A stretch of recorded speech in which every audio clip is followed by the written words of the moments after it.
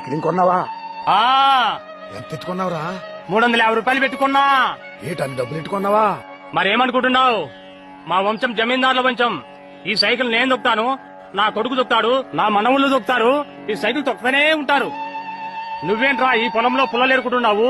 నాదేటుందిలేరా పేదోండి. రూపాయి కోడెట్టి ఇదిగో ఈ ఎకరన్నర భూమి 160 రూపాయలు పెట్టి కొన్నాను రా. ఒరే ఎర్రోడా, 160 రూపాయలు పెట్టి భూమి కొన్నావా? నాలాగే సైకిల్ వచ్చురా, దర్జాకి తిరగచ్చు. నాకెందుకులేరా సైకిల్? ఈ భూమిని నేను చూసుకుంటా, నా తర్వాత నా కొడుకు చూసుకుంటాడు, ఆ తర్వాత మనవాళ్ళు చూసుకుంటారు. అలా సాగిపోతూనే ఉంటది.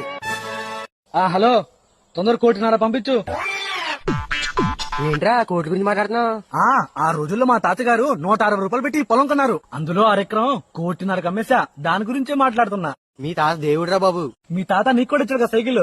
ఇచ్చాలే డొక్కుల సైకిల్. మా తాత తొక్కాడు, మా బాబు తొక్కాడు, ఇప్పుడు నేను తొక్కుతాను. దొంగనా కొడుకు మా తాత.